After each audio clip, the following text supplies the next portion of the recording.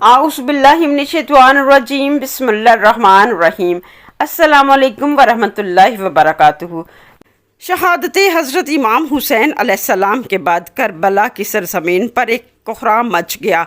आप अलैहिस्सलाम का सर मुबारक ज़मीन पर था। अहले बैत के खैमे जलाए जा चुके थे और यजीदी लश्कर लूटमार में मसरूफ़ था। बहारुल अनवार अल्लामा मजलसी वॉल्यूम 45 पेज नंबर 60, तारीख़ तुबरा वॉल्यूम 4 पेज नंबर 343 में ये वाक़यात बयान हैं। यजीदी लश्कर ने हज़रत इमाम हुसैन अलैहिस्सलाम और उनके असहाब के जिस्मों की बेहुरमती की। उमर बिन साद ने हुक्म दिया कि इनके जिस्मों को दफन ना होने दिया जाए।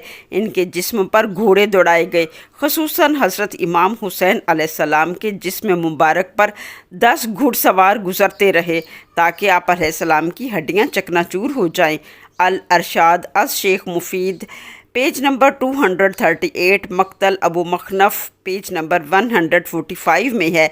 हज़रत इमाम हुसैन अलैहिस्सलाम की शहादत के फ़ौरन बाद यजीदी फ़ौज ने अहले बैत के खैमों को आग लगा दी। ख़वातीन, बच्चे, बच्चियाँ सब खैमों से बाहर भागे तो यजीदी सिपाही उनके ज़ेवरात लूटने लगे और अहले बैत को कैदी बना लिया गया।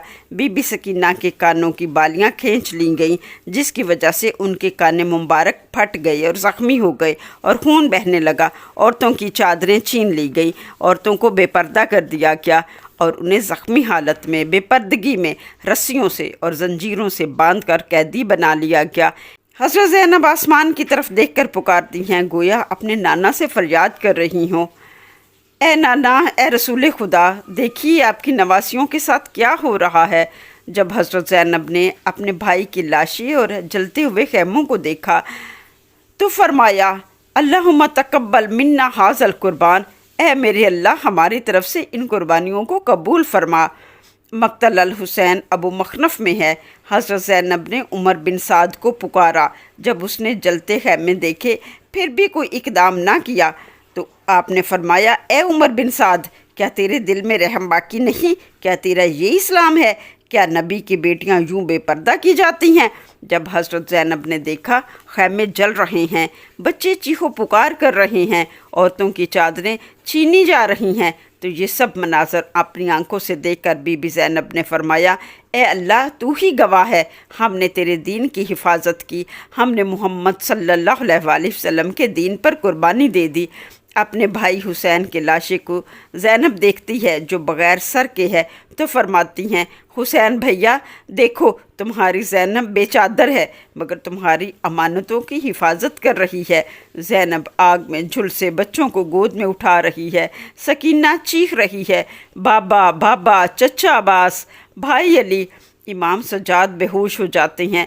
वो बेहोश पड़े थे और हज़रत ज़ैनब सबको संभाल रही थी। इस वक्त इमाम सज्जाद की उम्र तकरीबन 23 ईयर्स थी। वो शदीद बुखार में मुब्तला थे, इसलिए वो जंग में शरीक नहीं हो सके। अहले बैत का हर इमाम अल्लाह ताला की तरफ से मुअय्यन इमाम होता है। इमाम हुसैन अलैहिस्सलाम के बाद इमामत का सिलसिला इमाम ज़ैनुल आबिदीन के ज़रिए जारी होना था। अगर इमाम सज्जाद भी शहीद हो जाते तो सिलसिला इमामत टूट जाता, हदायत का तसलसल कायम न रहता।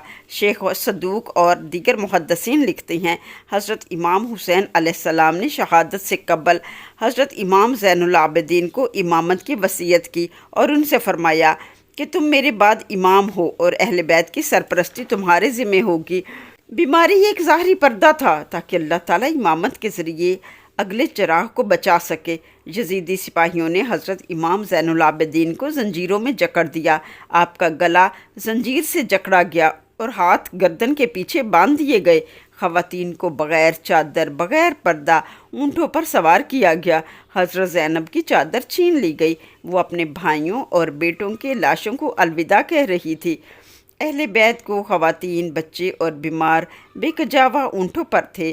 काफ़िला करबला से कूफा की तरफ रफ्ता रफ्ता और ज़िल्लत आमेज़ अंदाज से ले जाया गया।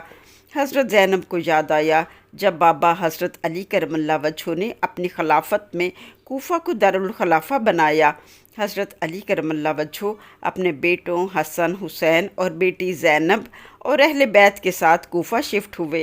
अहले कूफा ने हज़रत अली करमल्लाहु वजहू और उनके ख़ानदान के लिए गलियां सजाईं। خواتین نے اس توقیر کے ساتھ پرجوش استقبال کیا۔ حضرت زینب نے اہل کوفہ کی خواتین کو قرآن و حدیث کا علم دیا۔ ان کا مقام کوفہ میں ایک عالمہ، ایک معلمہ اور خطیبہ کے طور پر قائم ہوا۔ حضرت زینب کی درس و تدریس کی محفل میں کوفہ کی خواتین شامل ہوتیں۔ آج حضرت زینب اسی کوفہ میں اسیری کی حالت میں لائی گئیں۔ جب اہل بیت کو کوفہ میں لایا گیا تو ابن زیاد نے پورے شہر میں گلی گلی، بازار بازار، ہر جگہ منادی کرا دی۔ 72 سر نیزوں پر خواتین ننگے سر، پایہ زنجیر، اونٹوں پر، پورے شہر میں اہل بیت کو تماشائی بنا کر گھمایا گیا تاکہ شہر کا ہر شخص جان لے حکومت کے ساتھ بغاوت کا انجام، لوگوں کو عبرت حاصل ہو اور کوئی حکومت کے خلاف سر نہ اٹھا سکے۔ لوگ تماشائی بن کر بازار میں اکٹھے ہوئے۔ خواتین گھروں کی چھتوں پر کھڑی یہ نظارہ کر رہی تھیں۔ منادی کرنے والا منادی کرتا ہے۔ لحوف السعید ابن طاؤس، مقتل ابو مخنف اور تاریخ طبرہ میں اس کی تفصیلات یوں ملتی ہیں۔ منادی کرنے والا یوں منادی کرتا ہے، یہ ہیں حسین بن علی کے اہل و عیال جو دین سے باہر نکل آئے تھے اور امیر یزید کے خلاف بغاوت کی تھی۔ اللہ نے امیر یزید کو ان پر فتح دی اور یہ لوگ قید ہو کر لائے گئے ہیں۔ یا بعض روایات میں آتا ہے یہ باغی گروہ ہے، ان کا تعلق خارجیوں کے خاندان سے ہے جنہوں نے حکومت کے خلاف بغاوت کی۔ اللہ نے ان کے سردار حسین بن علی کو ہلاک کر دیا اور یہ اس کے بعد اسیر ہو کر لائے گئے ہیں۔ جب اہل بیت کو قیدی بنا کر کوفہ لایا گیا اور اسیر قافلے کو کوفہ کی بازاروں سے گزارا جا رہا تھا، امیجن کریں 72 سر نیزوں پر بلند تھے۔ بہار الانوار والیوم 45 پیج نمبر 144۔ مقتل الحسین از ابو مخنف، نور العیون فی شخد الحسین میں یہ واقعہ درج ہے۔ ایک شخص اپنے گھر کی چھت پر بیٹھا قرآن کی تلاوت کر رہا تھا۔ وہ بلند آواز سے یہ آیت پڑھ رہا تھا، سورۃ الکہف آیت نمبر 9۔ ام حسبت ان اصحاب الکہف والرقیم کانوا من آیاتنا عجبا، کیا تم نے یہ خیال کیا کہ کہف اور رقیم والے ہماری نشانیوں میں سے کوئی عجیب چیز تھے؟ وہ لوگ جو اصحاب کہف اور رقیم سے ناواقف ہیں بتاتے چلوں۔ اصحاب کہف وہ نوجوان تھے جنہوں نے اسلام قبول کیا، جو ایمان لائے، اور جب ظالم بادشاہ نے دین چھوڑنے کا حکم دیا تو وہ غار میں چھپ گئے۔ اللہ نے ان کو 309 سال تک نیند میں ڈال دیا۔ جب وہ جاگے تو دنیا بدل چکی تھی۔ رقیم کا مطلب ہے تحریر شدہ نسخہ، پتھر یا تختی۔ یہ وہ تختی تھی جس پر اصحاب کہف کے نام اور واقعہ کندہ کیا گیا تھا۔ جب قاری نے سورۃ الکہف آیت نمبر 9 کی تلاوت کی، کیا تم نے خیال کیا کہ کہف اور رقیم والے ہماری نشانیوں میں سے کوئی عجیب چیز تھے؟ اتنے میں امام حسین علیہ السلام کی سر مبارک سے آواز بلند ہوئی، ایھا القاری اعجبا من اصحاب الکہف قتلی و حملہ راسا علی القناطہ و آنا ابن نبیو کا۔ اے قرآن پڑھنے والے، اے قاری، اصحاب کہف سے زیادہ عجیب واقعہ یہ ہے کہ مجھے نبی کے نواسے کو قتل کر کے نیزے پر میرے سر کو بلند کیا گیا ہے۔ یہ آواز سن کر وہ شخص کانپ اٹھا، رونے لگا اور کہنے لگا، وائے افسوس مجھ پر، یہ تو نواسہ رسول تھا۔ پھر اس نے فوراً قرآن بند کیا اور نیچے اتر آیا۔ بعض روایات میں ہے کہ وہ بعد میں حق کا قائل ہو کر تائب ہوا۔ لوگ رونے لگے۔ گلی بازاروں میں منادی ہو رہی ہے۔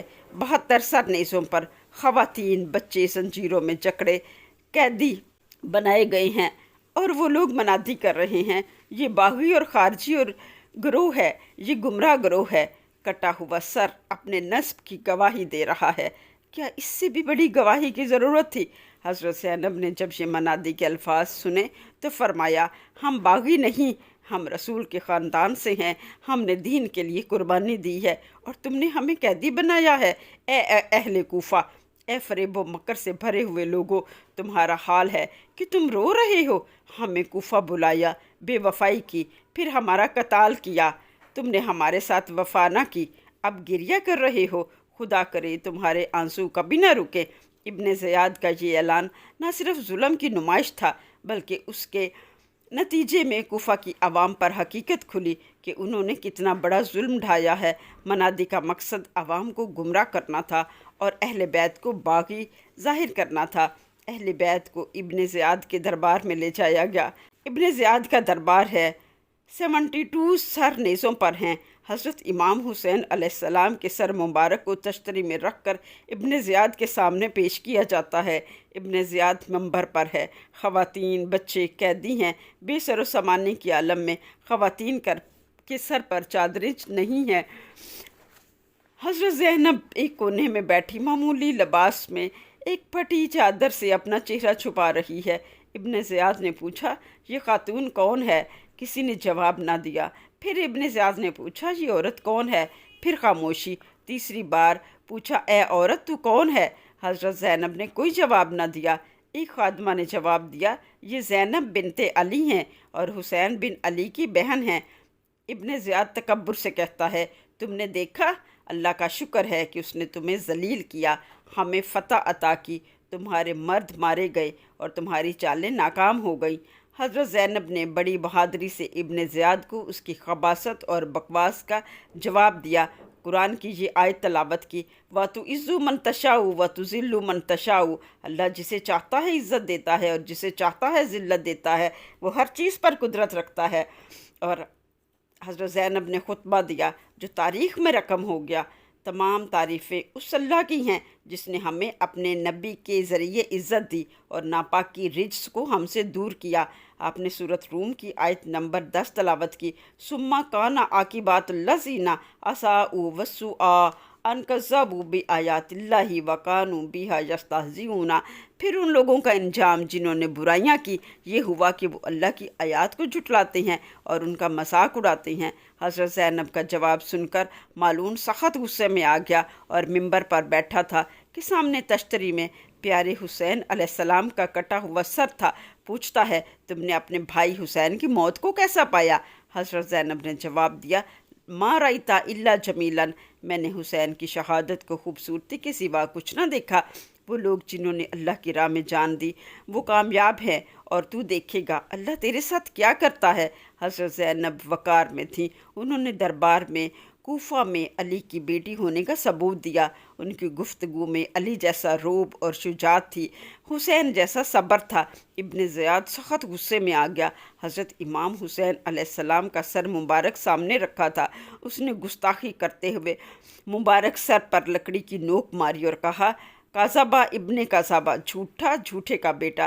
اس وقت دربار میں ایک بزرگ نابینا جن کا نام عبداللہ بن عفیف آزادی کہا جاتا ہے اٹھی اور بولے، حسین بھی سچا اور اس کا باپ بھی سچا۔ اے ابن مرجانہ، تو جھوٹ بولتا ہے۔ واللہ میں نے رسول اللہ صلی اللہ علیہ وسلم کو خود فرماتے سنا ہے کہ حسن اور حسین جنت کے نوجوانوں کے سردار ہیں، اور تو ان کے سر کو نیزے پر رکھ کر فخر کرتا ہے۔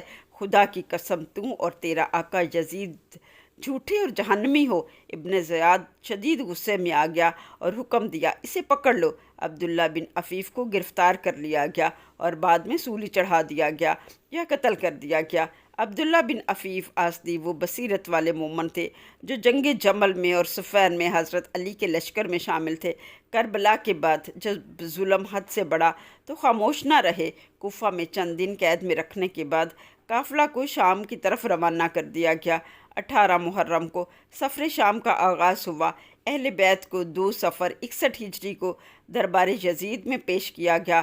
قافلہ کئی شہروں، قصبوں اور بیابانوں سے گزرا۔ مورخین اور زائرین کے مطابق قافلے کو لمبے راستے سے لے جایا گیا تاکہ مختلف شہروں میں اہل بیت کو ذلیل کیا جا سکے اور یزید کی فتح کا اعلان کیا جا سکے۔ کچھ مقامات پر یزیدی اثر تھا، لوگ خوشی منا رہے تھے، قافلے کا مذاق اڑاتے۔ کچھ مقامات پر لوگ روئے۔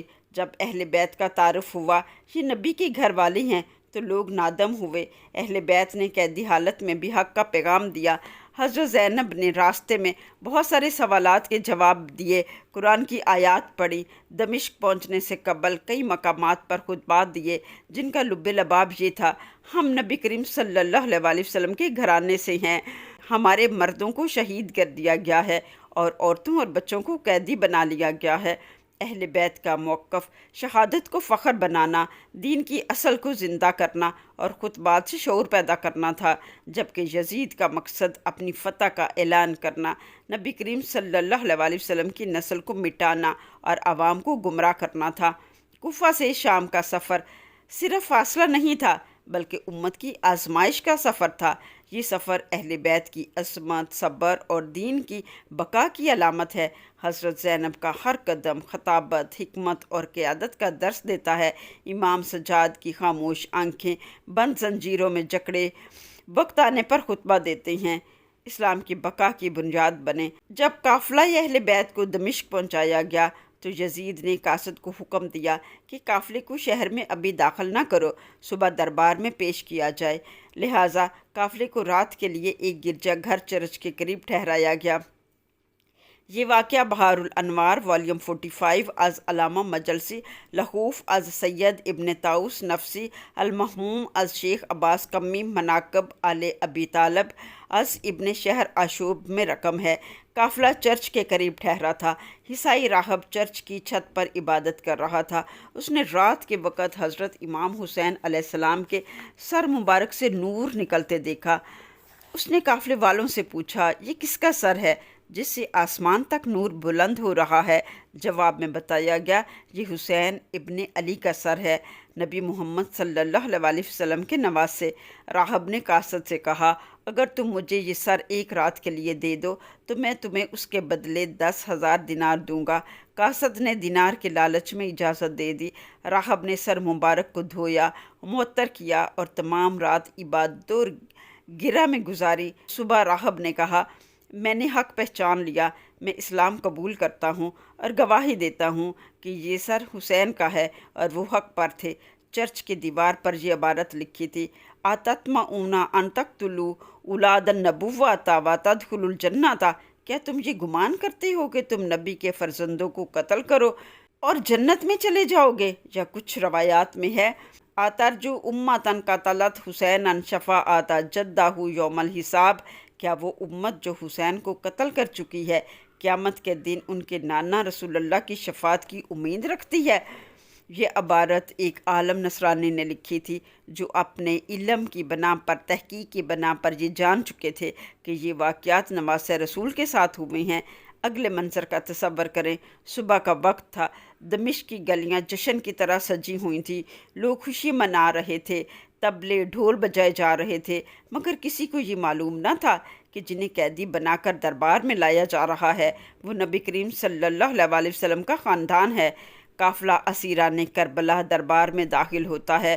دربار کے دروازے کھلے، نیزوں پر چمکتے ہوئے شہداء کے سر اور زنجیروں میں جکڑی ہوئی خواتین، اہل بیت بیڑیاں پہنے ہوئے، حضرت امام زین العابدین، چھوٹے بچے ننگے سر ننگے پاؤں، تھکے بھوکے اور روتے ہوئے۔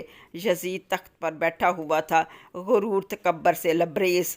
درباری ہنس رہے تھے، دربار میں طبل اور نکرہ بجایا جا رہا تھا، گویا فتح مندی کا جشن ہو۔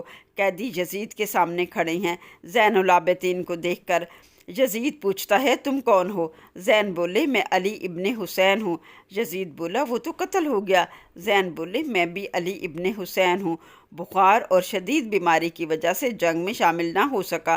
یزید نے فوراً غصے میں آ کر حکم دیا، اسے قتل کر دو۔ حضرت زینب فوراً زین العابدین کے سامنے کھڑی ہو گئی اور بے خوفی سے بولی، اگر تم نے اس کو قتل کیا تو مجھے بھی اس کے ساتھ قتل کرنا پڑے گا۔ تم نے ہمارے مردوں کو شہید کروا دیا، اب یہ آخری چراغ ہے، کیا تو یہ چاہتا ہے اسے بھی بجھا دے؟ یزید ان الفاظ سے کانپ گیا، دربار میں سناٹا چھا گیا۔ وہ حضرت زینب کی جرأت سے معروب ہو گیا اور قتل کا ارادہ ترک کر دیا۔ حضرت زینب کا وہ خطبہ یزید کے دربار میں دیا گیا، وہ تاریخ اسلام کا سب سے طاقتور اور جلالی خطبہ سمجھا جاتا ہے۔ یہ خطبہ ظلم کے ایوانوں میں دیا گیا، جب وہ قیدی تھی، زنجیروں میں جکڑی ہوئی زینب، سامنے تھا یزید تخت پر بیٹھا ہوا، مگر اس وقت بھی حضرت زینب نے جرأت، علم اور ایمان سے ایسا خطبہ دیا جس نے یزید کے دربار کو ہلا کر رکھ دیا۔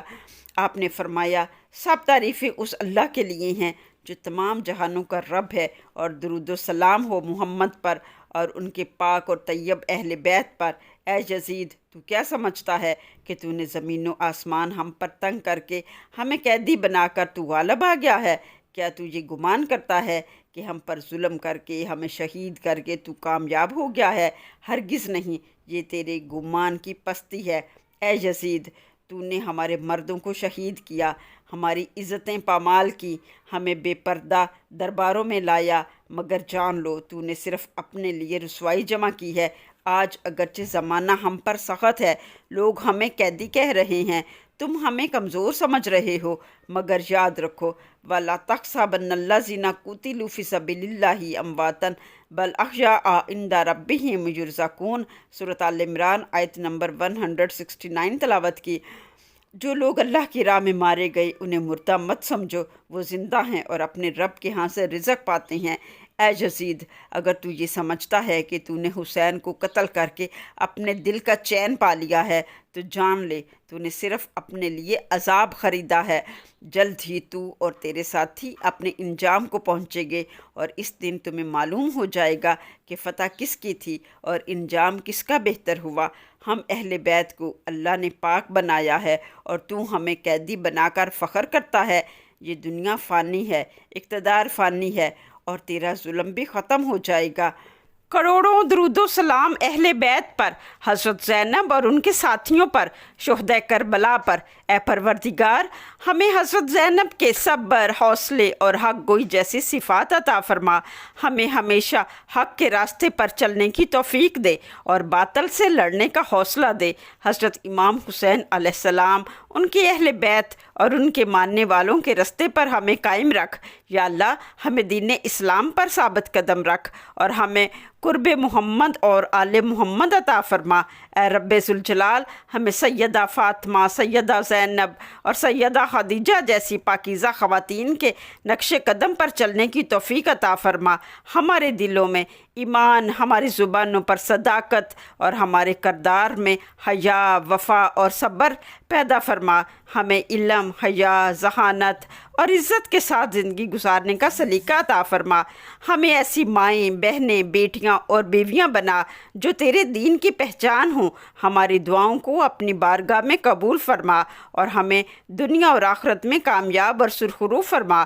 یا اللہ، ہمارے دلوں کو اپنے نور سے منور کر دے اور ہمیں وہ مقام عطا فرما جو تیری محبوب بندیوں کو عطا ہوا۔ یا اللہ، ہمیں زینب، رقیہ، ام کلثوم، فاطمہ کی طرح دین کی حفاظت کرنے والا دل عطا فرما اور حق کے لیے کھڑے ہونے والی روح عطا فرما۔ حالات کتنے بھی ناسازگار ہو جائیں، ہمیں کبھی باطل کے سامنے جھکنے نہ دینا۔ ہمیں حجاب، حیا، عزت اور غیرت کی وہ روشنی عطا فرما جو کربلا کی بیبیوں نے ظلمت کے اندھیروں میں جگمگائی۔ اے رب حسین، ہمیں کربلا کی خواتین کے نقش قدم پر چلنے کی توفیق عطا فرما تاکہ ہم بھی حق کے کارواں کا حصہ بنیں اور تیرے قرب کے لائق ہو سکیں۔ ہماری دعاؤں، آنکھوں کے آنسوؤں اور دل کے درد کو اپنی بارگاہ میں شرف قبولیت عطا فرما اور ہمیں حضرت امام حسین علیہ السلام اور حضرت زینب کے قدموں میں جگہ عطا فرما۔ آمین۔